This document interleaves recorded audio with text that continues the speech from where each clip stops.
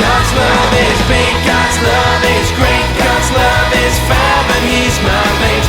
God's love surrounds me every day, and I love to sing and say, God's love is big, God's love is strong. Hello everyone, welcome to the Bognor Regis Salvation Army Messy Church video. Many of you would have received packs that have gone out at some point this week. As always, if you would like a pack, then please contact us either via Facebook or email. This month we are going to learn about a woman named Esther who, with her faith and trust in God, was able to save a lot of people from a very nasty person. Whilst you watch this, please think about what you would do in a situation like this.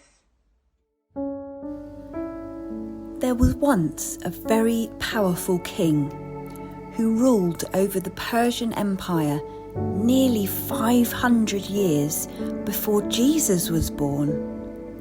He lived in his palace in the capital city of Susa, which was in an area we now call Iran. One day, in order to choose a new bride, King Xerxes decided to hold a beauty contest. The winner was a Jewish girl called Esther, but the king did not know she was a Jew. Esther was an orphan and she had been brought up by her cousin Mordecai, who lived in Susa. When we think of beauty, we sometimes perhaps think about the outside of a person, how they look, but actually our inner beauty is much more important. By that I mean the character you have as a person. So how kind and thoughtful you are to people, how honest you are, and being a trustworthy friend are all so important.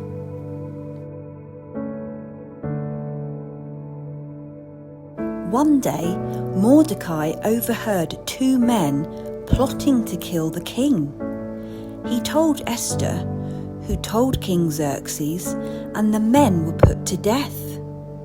This was all written down in the royal records. King Xerxes had a prime minister called Haman, who was very proud and arrogant. So arrogant that he wanted everyone to bow down to him whenever he went by. But Mordecai refused to bow down to him, and this made Haman so angry and full of hatred that he decided to have him killed. Haman knew that Mordecai was a Jew. He told the king that people of the Jewish faith didn't obey the king's laws. He persuaded the king to order all Jewish people to be killed. Oh, I see. Thea's cutting out some nice frames for her portraits of people. Perhaps you could do this and you could stick them to your wall like family portraits. You could think about the different people in the story, couldn't you? And perhaps draw them. And then when they're on the wall, you could actually retell the story to your family.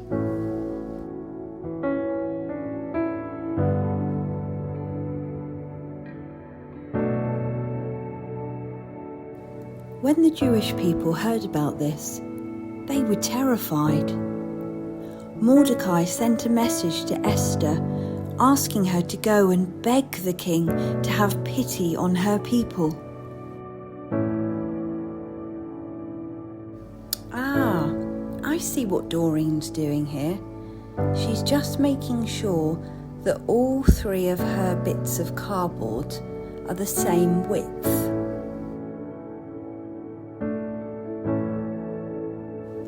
Esther knew that no one could go to the king unless he called for them.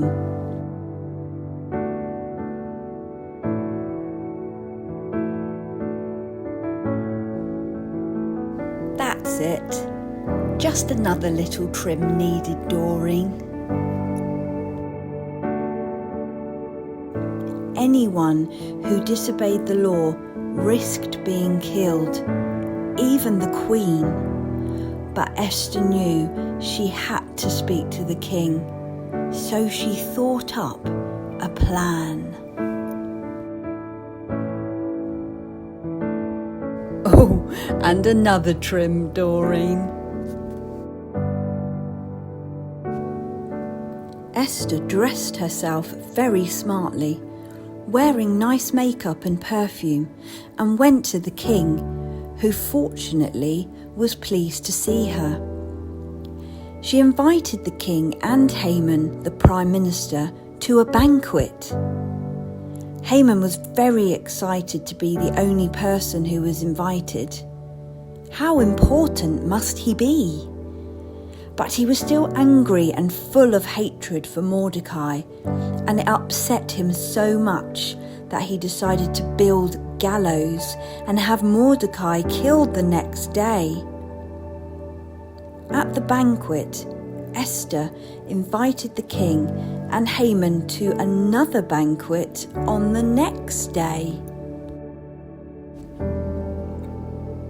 That night, the king could not sleep. He had probably eaten far too much rich food and too many sweets.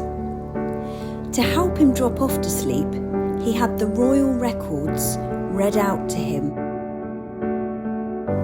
Oh, I was hoping you might model it for us, Doreen. Whilst the royal records were being read out to the king, he was reminded of Mordecai's loyalty and good deed. In the morning, he asked Haman what should be done for someone whom the king would like to honour. Haman thought the king meant him, and he recommended wonderful rewards. Imagine how he felt when the king ordered Haman to give the rewards to Mordecai.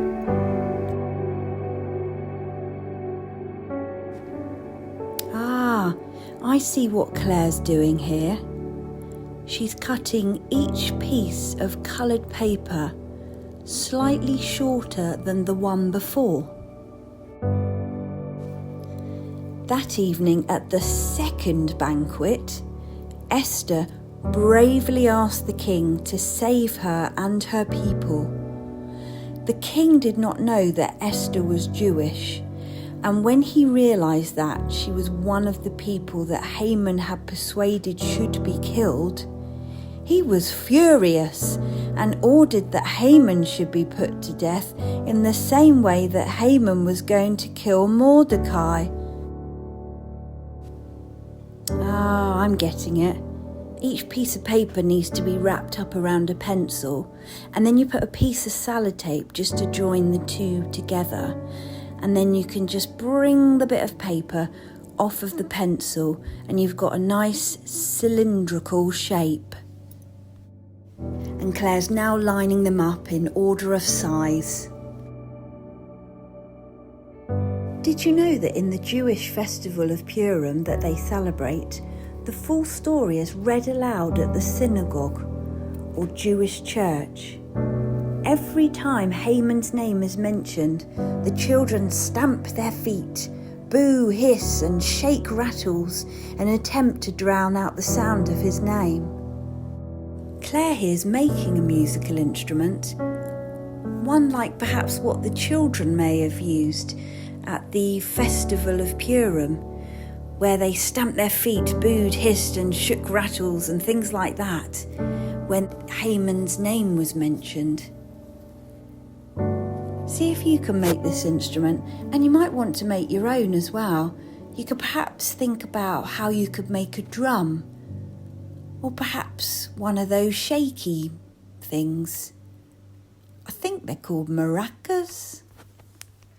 Well, that story was interesting, and we only covered a small part of it. In the story, Esther had to do something which could have caused her to be kicked out of the country or killed. Yet her uncle advised her to pray and listen to what God wanted her to do. And in doing so, she saved a lot of people.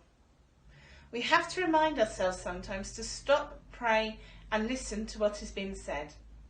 We will now say a prayer at the end of this video. We do hope you join in with us, and don't forget the Amen at the end. Lord, help us to use what you've given us to bring good to all those around us. Help us to use our hands with kindness. Help us to use our feet to go the extra mile for those that need us. Help us to use our ears to listen to you and to those who want to talk. Help us to use our mouths to speak up for those who need us. Amen.